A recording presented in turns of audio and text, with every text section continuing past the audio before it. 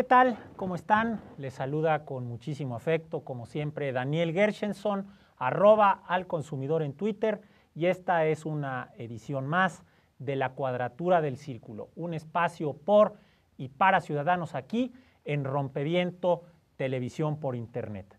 En algunos programas anteriores hemos tenido el privilegio, la oportunidad de platicar con exponentes de lo que hemos denominado el nuevo periodismo mexicano.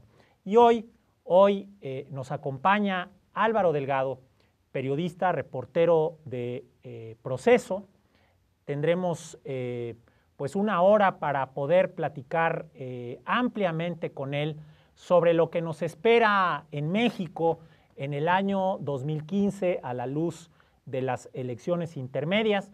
Ninguno de los dos somos adivinos, pero Álvaro desde hace muchos años ha seguido de cerca el desarrollo de pues este país en el plano electoral, político, social, y estoy seguro que va a ser un programa sumamente interesante, sumamente enriquecedor. En unos segundos comenzamos aquí en La Cuadratura del Círculo.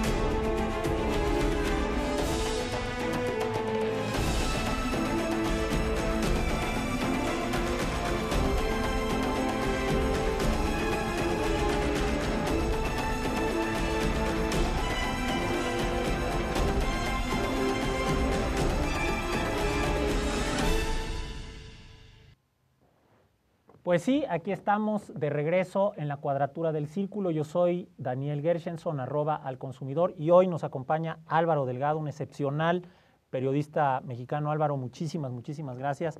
Ya tenía muchas ganas desde hace tiempo de invitarte a este espacio.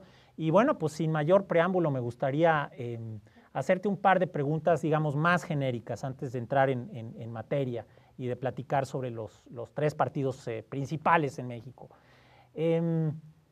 Fuera de cámara estábamos hablando de la involución mexicana, cómo en México pues siguen surgiendo temas, eventos que pues rebasan a nuestra capacidad de asombro. Me refiero muy específicamente ahorita que estamos en el mes de septiembre, que es un mes emblemático, ¿no? El de la independencia, etcétera, a el estacionamiento en el Zócalo y a estas revisiones absurdas de la Policía Federal, de la Gendarmería, el 15 de septiembre pasado, a niños, Álvaro. ¿Qué opinión te merece lo que está sucediendo, no solamente en la Ciudad de México, sino en el resto del país? Gracias, Daniel. Muchísimas gracias por la oportunidad de charlar contigo, de charlar con los amigos de Rompeviento Televisión.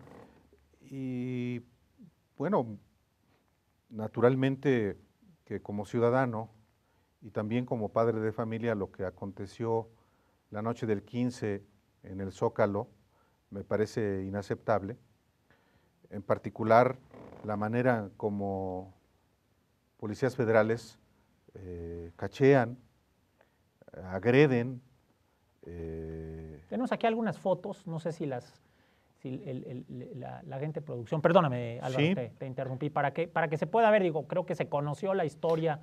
Pero nunca está de más, efectivamente, volver a ver esas fotos ultrajantes que violentan la integridad, no solamente física, sino psicológica de niños y bebés, y que no haya efectivamente una réplica tan contundente de carácter social como uno esperaría.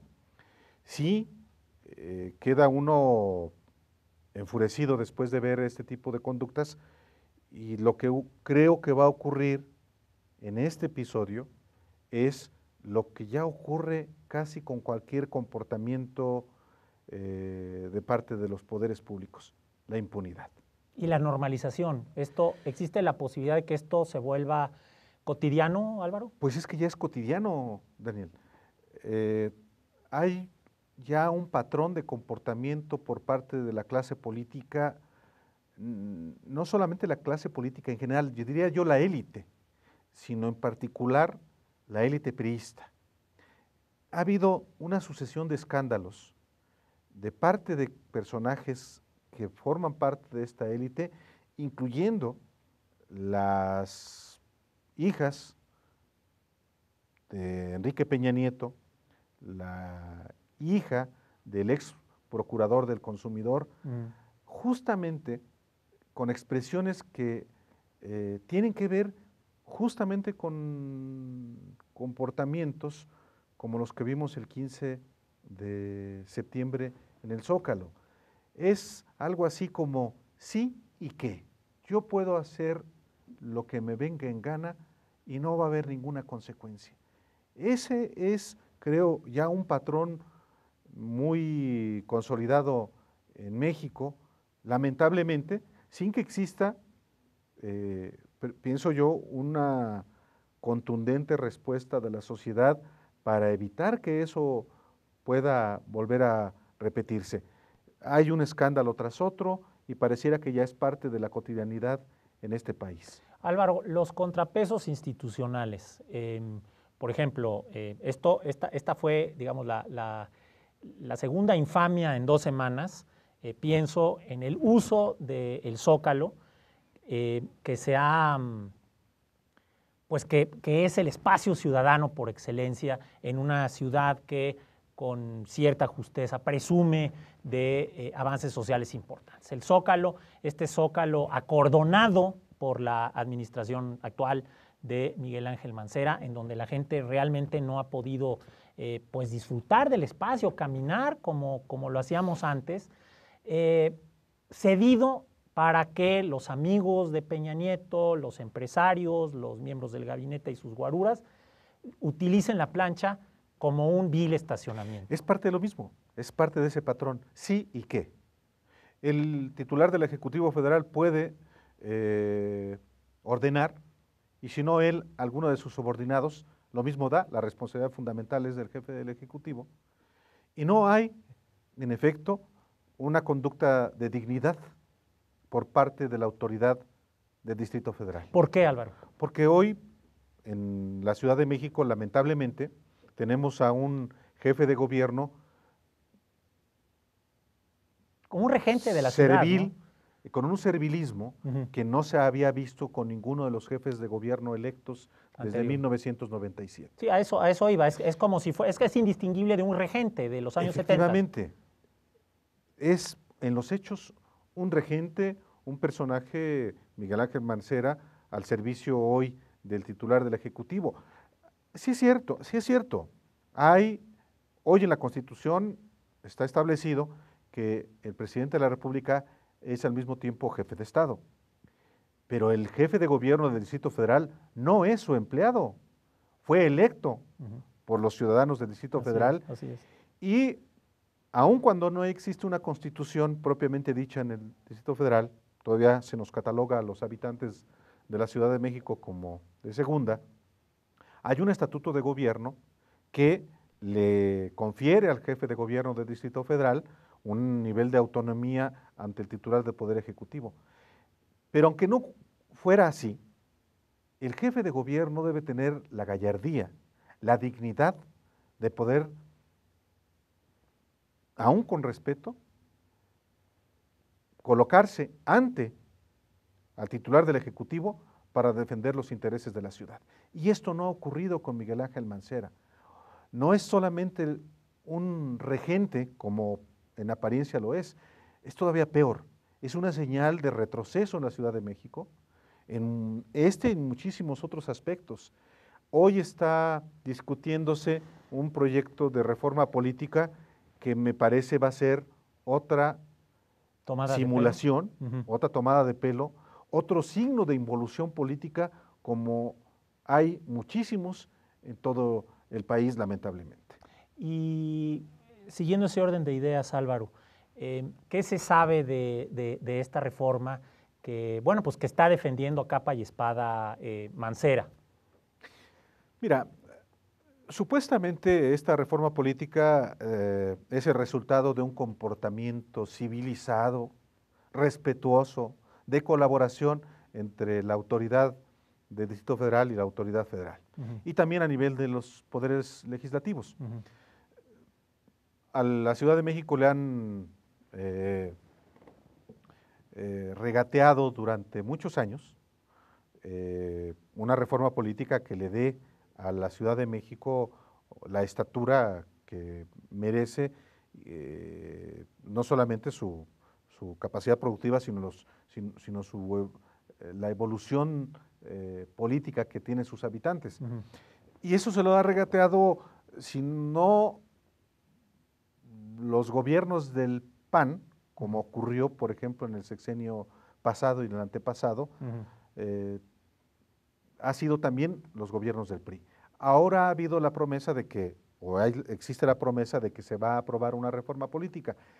Hay que ver en qué términos se da. Yo, de entrada, soy muy escéptico porque para que los capitalinos avancemos en la conquista de nuevos derechos, debemos tener una posición vigorosa, empezando por nuestras autoridades. Así es. Y eso sencillamente no existe. Y cuando hablas de las autoridades, yo también, si me lo permites, incluiría al Poder Judicial. ¿No? Y al Poder Legislativo, naturalmente. No, bueno, la Asamblea verdaderamente está para llorar, pero es parte del problema. No, por supuesto. Es parte del problema. Parte del problema es que no solamente el jefe de gobierno asume una actitud de un regente tradicional, sino que la propia Asamblea Legislativa, parcialmente bajo las órdenes del propio Miguel Ángel Mancera, está del mismo modo asumiendo una actitud de vasallo. Y el Poder Judicial, híjole, tampoco percibo yo una actitud, una conducta por parte, por lo menos de su presidente, de dignidad ante el Ejecutivo Federal. Y eso configura un escenario poco propicio para la conquista de nuevos derechos o para una reforma política que realmente sea en beneficio de la ciudad y de sus habitantes. Sí, porque en el caso específico también de Mancera, pensando en sus colaboradores, pues ha trascendido que pues personajes como Héctor Serrano o, en fin, gente... Ya tendremos oportunidad de platicar de esto en un bloque que se refiere específicamente al PRD, pero pues no son dechados de tolerancia y de democracia, incluso vienen de la misma matriz priista, autoritaria, que se está repitiendo en el caso de la Asamblea, que es un cuerpo legislativo pues totalmente subordinado al jefe de gobierno. Entonces creo que parte del problema es que se están replicando los peores vicios autoritarios que tenemos a nivel federal, también a nivel local, y creo que de eso también tendremos oportunidad de platicar en otro bloque. Por lo pronto, estamos con Álvaro Delgado, periodista de la revista Proceso, un gran reportero, un experto en muchos temas. Vamos a hablar del Yunque precisamente en el bloque siguiente, después de esta pausa. Regresamos.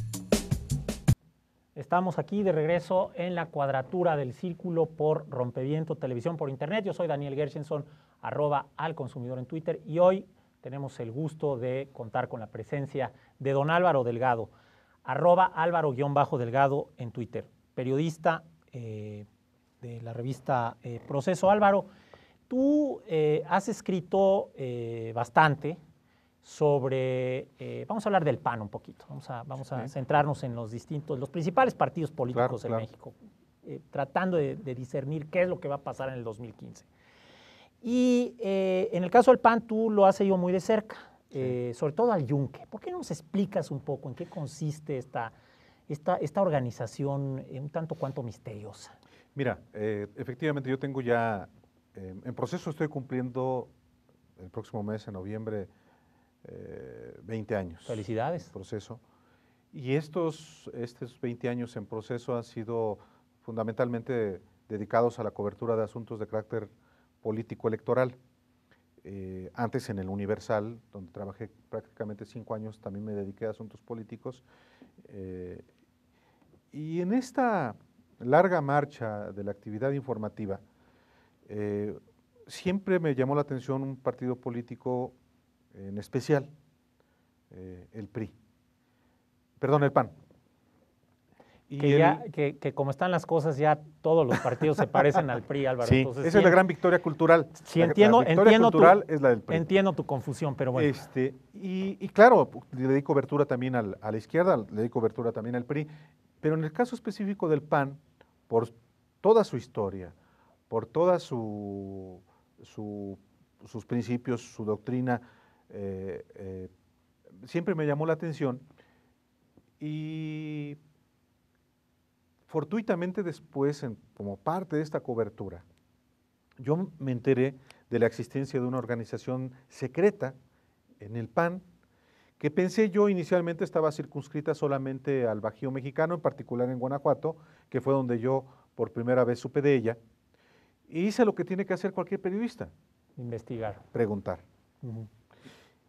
Y eso me fue conduciendo a información, a fuentes. Estamos pasando fotos de prominentes panistas que no necesariamente son del Yunque, hay algunos que sí lo son. Así es. Si los puedes poner en primer plano, Santi, es Josefina Vázquez Mota, tú cubriste. Bueno, él sí, esta persona. No la alcancé a ver. Josefina, claro. No, es Oliva, el exgobernador de Guanajuato, quien entiendo que sí es. Claro. Yunquísimo. Este hombre de aquí. Juan Manuel Oliva, efectivamente, fue gobernador de Guanajuato. Fíjate qué curioso, él estudió periodismo, estudió periodismo en la escuela Carlos Septién de la Ciudad de México. Él fue inclusive corresponsal del Universal y trabajó en un periódico, El Sol del Valle de México, me acuerdo. Bueno, pero más allá de eso, efectivamente, en Guanajuato. Empezaste a investigar. Yo comencé a investigar y el producto de la investigación. Seguimos pasando las fotos, no hay problema, si quieren. Sí. Para que nos demos una idea de los principales personajes panistas que. Algunos ya en desuso, otros no aparecen, pero vaya. Cecilia Romero es otra yunquista. Sin duda, prominentísima. ¿Quién es Cecilia Romero? ¿Por qué no nos explicas? Cecilia Romero es fundadora de la Asociación Nacional Cívica Femenina, que es un organismo de fachada de esta organización secreta que se denomina el Yunque. El Yunque. ¿Puedes pasarlo? Exactamente. Sí, ella fue la primera presidenta nacional del PAN. Así es. Hasta apenas en mayo de este año que fue reelecto Gustavo Madero. Y efectivamente, Cecilia Romero, dirigente de ANSIFEM, ANSIFEM, que es una organización membrete de la organización secreta que es el Yunque. El Yunque no es un grupito de fanáticos que se quedaron en la década de los 40, de los 50. El Yunque tiene más de medio siglo de existencia y sigue hasta la fecha teniendo vigencia. Sus integrantes, todos naturalmente en el secreto, todos niegan la existencia de la organización, que a estas alturas ya es una tontería. Está tan acreditada su vigencia y su nivel de penetración. Que no es del Yunque. No, pero bueno, estamos viendo, exacto. Estaba Calderón, ahorita vemos a Molinar. Pero vaya, Yo obtuve tal cantidad de información, parte de la cual yo publiqué en la revista Proceso. Guillermo Padres, gobernador de Sonora. De Sonora, muy de moda. Hasta donde sé no es del Yunque, pero hay panistas que son peores que los del Yunque. Vaya Padres que sí. podría ser uno de ellos. Así es. Tema de un programa completito, pero también. Bueno, hay panistas que merecen 1, 2, 3, 5 o muchos, así es. Programas completos. Así es. Guillermo Padres de Sonora. Me decías, Álvaro. Y yo concluí que lo mejor, por tal cantidad de información que tenía, Diego Fernández pues de lo Ceballos. mejor era hacer un libro. Y lo hice, lo publiqué en el año 2003, un libro que me dio muchísima satisfacción personal y profesional. Santi, ¿nos podrías mostrar esta foto más grande? Porque ahí está Diego Fernández de Ceballos junto a otro panista, pues en serios problemas, que es Rafael Moreno Valle. Sí, en serios problemas, cuando estaban en el Senado. Pero también disfrutando de un poder que le puede hacer que se catapulte a la presidencia de la República. Sí, por lo menos una candidatura. Digo, pareciera que es una tontería, pero lo mismo decían del propio Fox o del propio Felipe Calderón. Y yo creo que no hay que minimizar nunca a nadie. No, totalmente. Menos en una circunstancia como la que estamos en el país, en la que lo que predomina es el poder del dinero. Pero regresando al Yunque, Álvaro, porque te he estado interrumpiendo. Entonces en 2011 yo publico, en el 2003, perdón, yo publico mi primer libro, El Yunque, la ultraderecha en el poder, con el que gano el Premio Nacional de Periodismo Ciudadanizado. Entonces, y pues tengo el gusto, la satisfacción de que se han vendido más de 100,000 ejemplares. Doy el dato no por vanidad, sino porque fue de tal magnitud el interés que hubo que mucha gente lo adquirió. En el 2004 publico yo un segundo libro que se llama El Ejército de Dios, que es el segundo libro sobre el Yunque, en el que yo hago nuevas revelaciones y entrevisto a personajes de la Organización Nacional del Yunque. Por si alguien tenía duda de que esto no existía, pues con ese libro queda perfectamente acreditado. Y es en este contexto que pues le sigo dando cobertura al Partido Acción Nacional. Cubrí la campaña de Felipe Calderón en el 2006, cubrí la campaña de Josefina Vázquez Mota en el 2012, y le he seguido dando cobertura para la revista Proceso a los asuntos concernientes al PAN, a esta gran crisis, a la gran crisis que enfrenta hoy el Partido Acción Nacional, en su mejor momento, supuestamente, cuando, por ejemplo, Luis Felipe Bravo Mena, a quien entrevisté hace 3 semanas, dice que con Enrique Peña Nieto el PAN ha materializado su proyecto histórico. Pero es en este momento en el que vive la peor de las crisis, con los desgarramientos internos a la vista de todos. Y un Vicente Fox defendiéndolo a ultranza, diciendo que está contentísimo con todo lo que está, con Peña. Lo que está haciendo, con Peña. Sí, naturalmente. Retomando lo que dices de Bravo Mena, ¿no? Por supuesto. Los panistas se sienten que tuvieron una victoria cultural, dicen ellos, porque pues detonó, más bien se dinamitó la expropiación petrolera, razón por la cual ellos surgieron. Pero más bien la victoria cultural es del PRI. Es al revés, ¿no?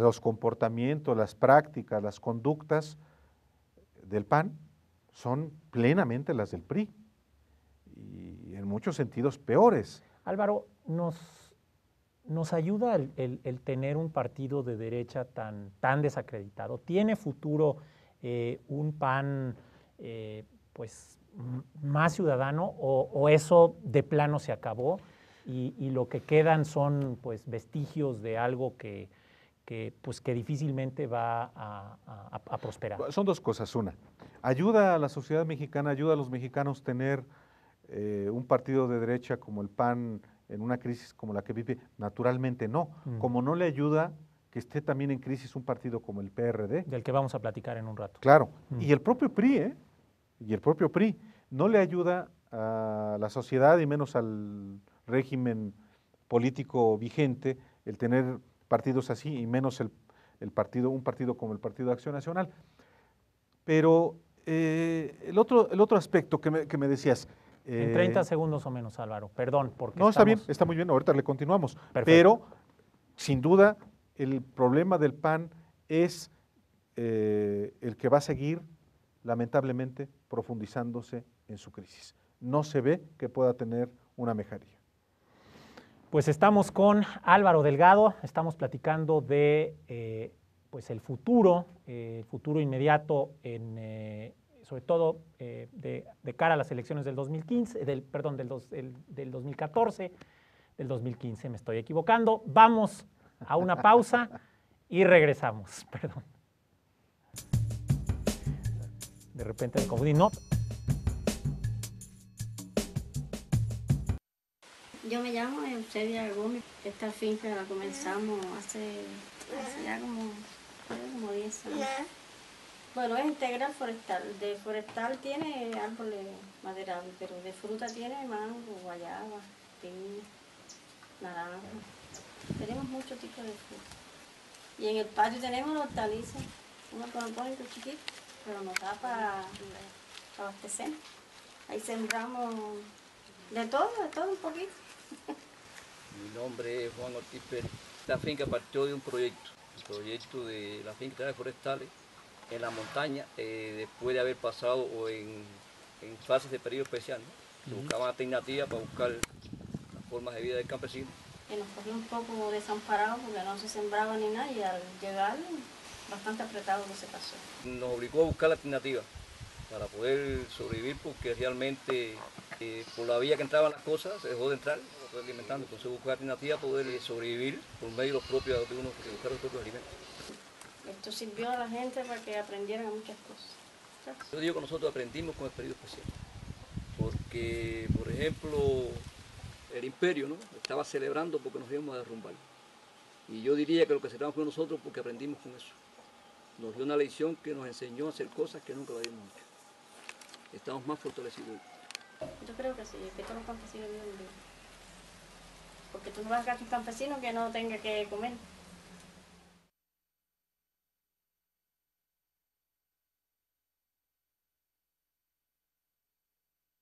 comanilel.org, mirada colectiva.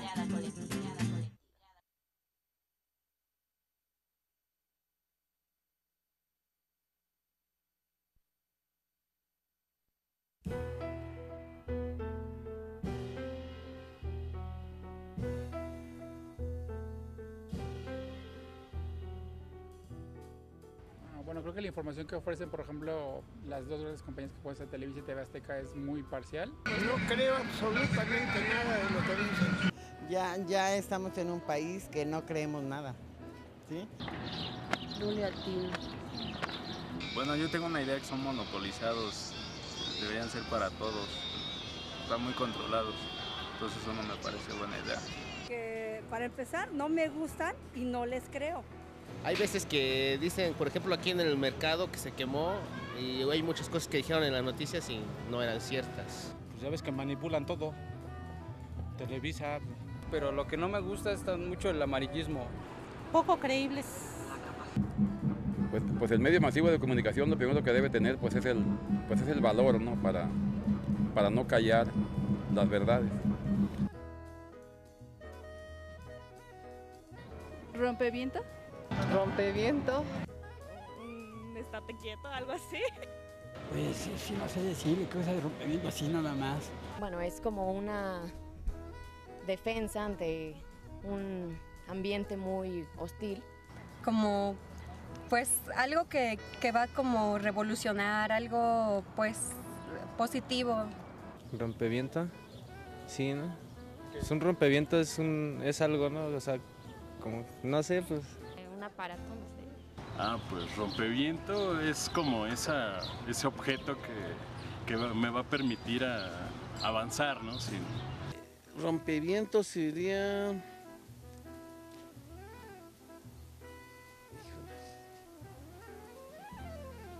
como un tipo de avión.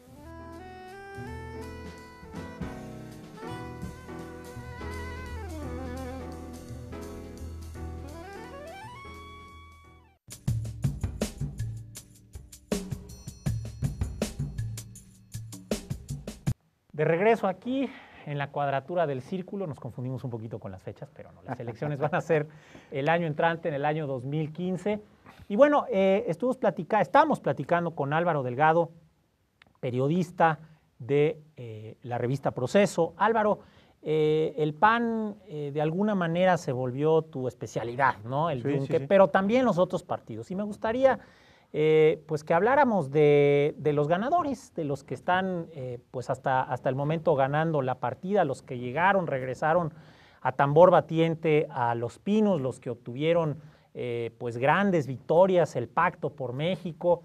Por supuesto hablo de Enrique Peña Nieto, su gabinete y pues toda la camarilla que lo acompaña. Un partido que durante 71 años gobernó con mano de hierro, ¿no? Que es ejemplo internacional, ¿no? Un partido que duró tanto tiempo, con este sistema tan peculiar, sexenal, etcétera, etcétera, etcétera. Y estamos compartiendo algunas fotos de priistas emblemáticos. El PRI puede dormirse en sus laureles a la luz de lo que está sucediendo con el PAN, como habíamos platicado en el bloque anterior. También abordaremos el tema del PRD. ¿Tú crees que hay PRI para rato? ¿Estamos listos para padecer este partido otros 71 años? ¿O qué opinión tienes al respecto? Eso es lo que quisieran, naturalmente. Eso es lo que el PRI quisiera, apostarle, quizá no a 71 años, pero a no quedarse solamente en ese sexenio. Yo hablaba hace rato de la crisis del Partido Acción Nacional. Sí. Y esta crisis del Partido Acción Nacional gravita también en las posibilidades de que el PRI repita en el 2018 la presidencia de la República. El hecho de que en el PAN haya un forcejeo tan fuerte, unos jaloneos tan intensos, hoy, pues eso le facilita al propio PRI la posibilidad, primero, ahora sí que Gustavo Madero. Es Gustavo Madero y a él le correspondía estar en el bloque anterior, pero bueno, es interesante que ahorita aparezca su foto, porque fuera de cámara, y perdón por la interrupción, pero esto es importante, Gustavo Madero, según algunas lecturas, incluyendo la tuya en Proceso, Gustavo Madero bien podría ser el Diego Fernández de Ceballos del año 2018. Sí. Diego Fernández de Ceballos fue un candidato presidencial que tuvo, bueno, una participación sobresaliente en el único debate que tuvieron en ese entonces Ernesto Zedillo y Cuauhtémoc Cárdenas, y se dice que, bueno, pues que Diego fue el candidato que escogió Carlos Salinas, pues para restarle votos a Cuauhtémoc, y que en cuanto eso sucedió, pues se fue para su casa. ¿Podríamos hablar de lo mismo en el caso de Gustavo Madero? Son circunstancias distintas, pero gravita un elemento semejante, digámoslo así. En el 94, hace 20 años precisamente, había además otros ingredientes. En aquel momento la insurgencia del EZLN, que sí fue un elemento definitorio, creo yo, para la elección, para el resultado de la elección de entonces. Sí, efectivamente, Diego Fernández de Ceballos, después del debate de mayo de 1994, se disparó y de repente se escondió, y por más justificaciones que hasta la fecha ha dado. Que no son creíbles. No son creíbles, sin duda. Quedó en el segundo lugar, hubiendo podido, pese a todo, dar una batalla para ganar la presidencia de la República. A 20 años de distancia. Y otro tema fue el asesinato de Colosio. Digo, claro, no se nos olvide, ¿no? Fueron los dos. Son varios elementos que entonces hubo y que sí configuraron una campaña de miedo que a mucha gente le hizo inclinarse por un voto conservador. Voto por la paz. Y el voto conservador fue el voto por el PRI. Por Zedillo. Exactamente. 6 años después se da la alternancia. En buena medida alineado por otros factores que no viene al caso ahorita contar, pero que ya configuraban que era urgente, hasta por el bien del PRI, la alternancia en la presidencia de la República. No pasó absolutamente nada en 12 años, lo único que se hizo fue consolidar un régimen político que da lo mismo si está el PRI o el PAN, y ahora nos encontramos con el regreso en el 2012 del PRI, con un propósito naturalmente de seguir ostentando la presidencia de la República y que pasa por las elecciones que habrá el próximo año. Y tenemos algunas fotos también de personajes emblemáticos. ¿Por qué no los compartimos? Claro. Bueno, tenemos a Romero de Champs, ¿no? Pues un personajazo, líder ¿no? sindical que no dijo esta boca es mía durante las discusiones de la reforma energética. No, pero es que no es un caso aislado, Daniel, y seguramente quienes nos están viendo y nos están escuchando han advertido que no hay en el PRI una voz que sea distinta a la hegemónica. ¿A qué me refiero? A que mientras que en el PAN hay una ebullición política como parte de la disputa por el poder, y lo mismo ocurre en el PRD, en el PRI no pasa absolutamente nada. Es monolítico. Pareciera monolítico. ¿Podemos ver más fotos, Santi? Bueno, la sombra de Salinas. Sí, pareciera un partido monolítico. El PRI nunca ha sido un partido monolítico, siempre ha tenido fuerzas, pero... Son fuerzas que se alinean, ¿no? Pero hoy están perfectamente alineadas y diría yo, hoy pareciera que es Humberto más monolítico que nunca. En todo caso es más monolítico que nunca. Mira, y hay un dato clave para mí, y es lo que ocurrió no en el 2012, el día de la elección. Peña Nieto en Chiapas con su esposa. Sí. Para mí el dato fundamental de lo que es este PRI, que es el mismo PRI de siempre, es lo que ocurrió en la Asamblea Nacional de ese partido en marzo del 2012, cuando se modifican sin discusión, sin ni siquiera un voto en contra o una posición distinta, se modifican los documentos básicos. Se modifican soviéticamente. Y en particular lo que tiene que ver con el sector energético. Correcto. Uno. Y lo que tiene que ver con quitar la prohibición de ponerle IVA a alimentos y medicinas. Andrés Granier, el ex gobernador de Tabasco. Tabasco. Para mí fue que esta cuestión es una piedra angular del priismo, digamos, tradicional. Histórico, ¿no? O sea, por supuesto. Esto es un sacrilegio, ¿no?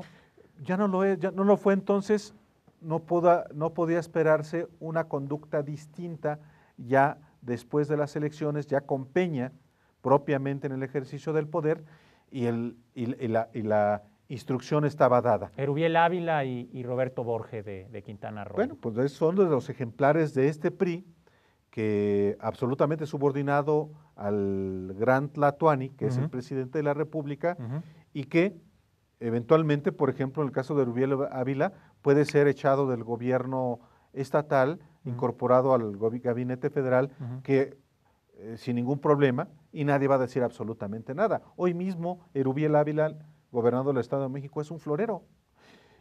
Y Borge, que estamos viéndolo en la pantalla, es otro de los gobernadores autoritarios priistas. Que está empujando fuerte, que tiene una estrategia en medios, en redes sociales, en donde incluso clonan portadas de revistas que le son críticas, ¿no? Todo es un ejemplar, por eso insisto, del autoritarismo priista en la absoluta impunidad. Porque ese es el emblema hoy del PRI. Javier Duarte. Bueno. La impunidad. En segundo lugar sería la corrupción. El veracruzano que admira a Francisco Franco. Que admira a Francisco Franco, que es uno, que en ese sentido, Pues la diferencia entre el PRI y el PAN no es mucha, ¿eh? Son los dos partidos de la derecha en México. De la falange en México. Pues sí. Entonces, Osorio Chong, un ejemplar también del prismo, pues muy tradicional como exgobernador del estado de Hidalgo y con posibilidades grandes. Reales, ¿no? Reales, de ser el candidato presidencial del PRI en 2018. Tenemos un minuto para cerrar este bloque, Álvaro.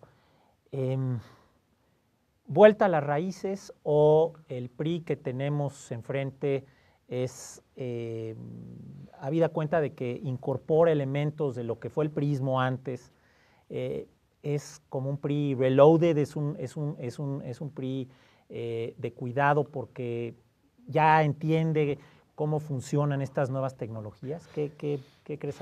Es el PRI de siempre, con esa vena autoritaria. Pero es un PRI desprovisto de cualquier elemento de nacionalismo. Es un PRI absolutamente neoliberal. Es más, en ese sentido, es más neoliberal que el PAN. Y una combinación de autoritarismo tradicional con neoliberalismo es una bomba. Bueno, lo estamos viendo. Es cachear a los niños, es hablar de la prole, es destinar a la infancia cualquier cosa del presupuesto.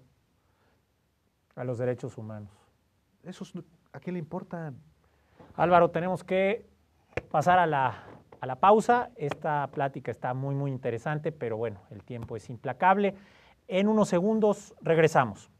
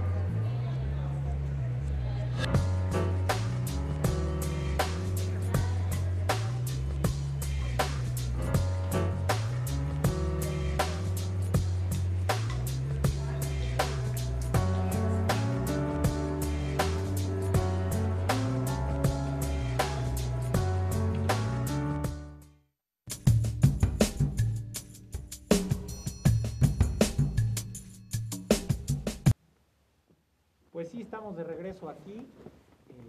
Atrás de mí, Pedro Aspe, otro personaje del que tendremos que hablar alguna vez, Álvaro Delgado, periodista de Proceso. Yo soy Daniel Gershenson, @alconsumidor.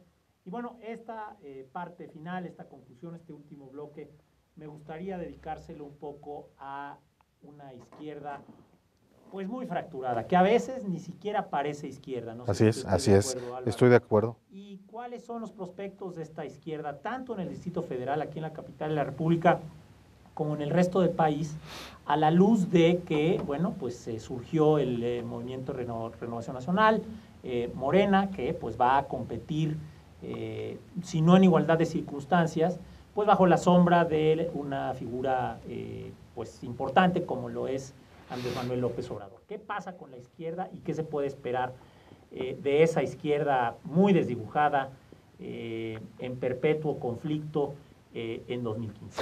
Bueno, efectivamente, la izquierda está desunida, nunca ha estado unida. Cierto. Entonces no debe sorprendernos que haya diferentes expresiones. A mí me parece que en vez de lamentar que, por ejemplo, se cree un nuevo partido que puede ser a costa de un nuevo partido político como es el PRD, deberíamos festejarlo. Pienso que es una opción que tienen los ciudadanos de la Ciudad de México y de todo el país, y que finalmente son los que toman la decisión de darle su confianza. Por ejemplo, yo he escuchado mucho que en el caso de la consulta sobre la reforma energética se hayan reunido firmas por una parte los chuchos, PRD Chucho y Ortega por otra parte Morena. Morena. Yo creo que está bien. Cada quien está buscando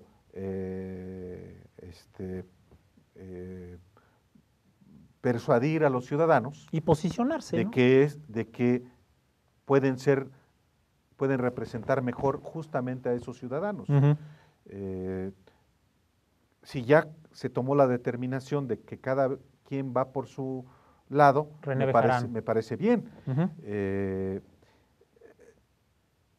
Yo pienso que al final, en particular hacia el 2018, habrá solamente una opción de izquierda. Y no sabemos cuál va a ser. Yo sí creo que va a ser. Hoy hay un candidato natural, clave. No me gustaría definir lo natural, es un término muy priista y así como que muy predestinado. Ok. ¿No? Ajá, sí, sí. No es, pero es un candidato fuerte. Hoy existe. Andrés Manuel. Que no lo tiene ni el PRI, que no lo tiene ni el PAN, que no lo tiene nadie. Y eso no es López Obrador. No estoy diciendo que me guste o no me guste. Sencillamente es el personaje con mayor liderazgo y con mayor posibilidad de éxito hacia el 2018. Álvaro, pero su estado de salud, ¿no? Tuvo un episodio ahí el infarto. Preocupante, ¿no? Sí. ¿Tú crees que influya a la hora de que él tome su decisión en el 2018 por cuestiones? Ya la tomó y está cuidándose para eso, hasta donde sé. Dejó de fumar, por ejemplo.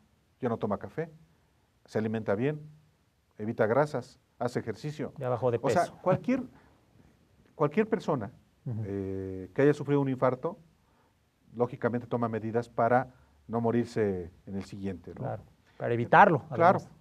Entonces, en ese sentido, yo no le veo mayores limitantes. En esta elección, la elección de 2018, como en ninguna otra, va a haber muchas variantes, porque no se nos olvide que va a haber candidatos independientes. Hay la posibilidad de que el PRD tenga su propio candidato, que puede ser un candidato común eventualmente, con el PAN, o puede ser un candidato que venga del PAN, o no sé. Lo que sí creo es que la izquierda como está hoy, en el 2018 sí se va a cohesionar. Esta foto, bueno, la foto anterior, perdón, nada más para ubicarnos, es una foto del jefe de gobierno y de quien se supone que es pues una especie de poder tras el trono. Se llama Héctor Serrano, ¿no? Sí, un tipo siniestro. Que podría viene ser del jefe, prismo. podría ser jefe de gobierno, podría ser candidato, Álvaro, Claro. del PRD para el 2018. Es muy probable, está en la hipótesis. Si ya lo fue Mancera, pues por supuesto Serrano podría serlo. Serrano viene del prismo, un prismo muy retrógrado añejo, también, ¿no? con formas muy represivas, un tipo muy siniestro, pero lo puede ser como lo quiere ser el oficial mayor, y no sé qué tantos, hay creo que más candidatos que miembros del gabinete de Mancera. Por aquí había una foto de Joel Ortega que ya fue precandidato. Así es. Ya hemos hablado en este espacio sobre él, no sé si lo pueden pasar, es el director, actualmente director del Metro y jefe de policía durante el operativo del News Divine. Así es. Bueno, esta es una reunión que se tuvo entre distintas fracciones de la izquierda. Ese es Joel Ortega. Así es, el director del Metro. Y bueno, pues esa es su asociación política local. No duden que pues él también quiera ser jefe de gobierno. Pero bueno, desvié el sentido de la plática. Álvaro, me estás contando sobre pues esta situación en donde podría surgir un candidato separado de López Obrador que postulado López Obrador por lo va a hacer PRD. si es que la muerte no se le atraviesa su que camino. esperemos que eso definitivamente no suceda, obviamente. Pero en su proyecto es muy claro. Correcto. Y creo que eso ya es un elemento en el escenario de todos los partidos políticos que Andrés Manuel se está proyectando para ser candidato presidencial. El PRD puede tener su propio candidato, si es que se mantiene esta división, el PRD puede tener su candidato. A mí me gustaría que tuviera, ¿eh? ¿No le restaría votos a López Obrador? ¿Quién sabe? No sé qué tantos votos pueda dar Graco Ramírez como candidato presidencial, o Jesús Ortega. Yo creo que no. Yo creo que el PRD está condenado a ser una fuerza marginal, como lo llegó a ser el Partido Socialista de los Trabajadores, que después se convirtió en el Partido del Frente Cardenista de Reconstrucción Nacional. O incluso el PPS, ¿no? Es la izquierda paraestatal. Como el PPS. Por supuesto. Y tú lo has mencionado en uno de tus artículos. Lo escribí, efectivamente Sí, eso. Yo creo que es un partido que se corrompió hasta la médula, y prueba de ello es la más reciente elección. La alianza con Peña Nieto le ha resultado benéfica, aunque le haya resultado muy perjudicial a la mayoría de los mexicanos, porque el PRD junto con el PRI aprobaron la reforma fiscal que le ha pues roto la cabeza a muchísimos mexicanos. Álvaro, así como estábamos hablando de un candidato a modo que podría ser Gustavo Madero, que es, digamos, uno de los artífices del Pacto por México, del lado del PAN, ¿podríamos entonces hablar, siguiendo esta lectura, de un candidato del PRD a modo, que bien podría ser Jesús Zambrano o Jesús Ortega o alguien con ese perfil? Sin duda. Sí, porque los chuchos han tratado de, por ejemplo, conquistar al ex rector de la UNAM, Juan Ramón de la Fuente. Pero yo creo que alguien como él no iría al suicidio político solamente por ser candidato presidencial y efectivamente prestarse para hacer una farsa. Una farsa, efectivamente. Álvaro, nos quedan 2 minutos y medio. Yo sé que esto es bien complicado. Estamos proyectando hacia el 2018. Pero, ¿qué crees tú, en 2 minutos o menos, y una disculpa, pero bueno, ya tendremos oportunidad de seguir platicando en otra oportunidad, ¿qué crees tú que va a pasar en el 2015? Todavía faltan muchas variantes. No se nos olvida una cosa, que va a haber candidaturas independientes. Y esas candidaturas independientes, creo que va a haber varias, y algunas tendrán éxito, porque va a haber, por ejemplo, organizaciones empresariales que van a poner sus propios candidatos, con muchísimos recursos. Hay nuevos partidos políticos que eventualmente puede resultar desfavorecedor al PRI, porque se divide el voto opositor, pero la gran elección, indiscutiblemente, es el 2018. Puede ser que el PRI obtenga unos 10 diputados más, digamos. Y digo 10 diputados porque pueden ser 20 o 40. A ellos les interesa tener la mayoría en la Cámara de Diputados. Y van a tener ese colchón adicional. Tenerlo. Ya se ve difícil que pueda haber mayores acuerdos pudiera haber, ya no puede haber, creo yo, un nuevo pacto por México. El PRI y Peña ya obtuvieron lo que quisieron del PRD y del PAN. Ya todo está enfocado al 2018. ¿Qué le interesa al PRI? Mantener el control para los presupuestos y perfilar un presupuesto de carácter político electoral para el 2018. Y allanar el camino para el que venga. Pero yo creo que el 2018 no está asegurado para el PRI. Si en el país no ha habido una recuperación en el poder adquisitivo de los ciudadanos, el PRI no está en posibilidad de repetir. Falta ver quién es su candidato, si Osorio Chong o Videgaray. Álvaro, pues creo que tenemos que... Lo que sí creo... Tenemos que dejar, tenemos 15 segundos. 15 segundos. Adelante, adelante. Lo es que la involución, lamentablemente, va a seguir en este país. Álvaro Delgado, periodista de la revista Proceso. Una disculpa, Álvaro, tenemos que retomar esta discusión. Gracias, al contrario. No, es un tema apasionante. Pues solo me queda despedirme. Soy Daniel Gershenson, @alconsumidor en Twitter. Esta ha sido una edición más de La Cuadratura del Círculo por Rompeviento Televisión por Internet. Nos vemos la semana próxima. De veras, muchísimas gracias a todo el equipo de producción. Y bueno, pues nos estaremos viendo. Gracias.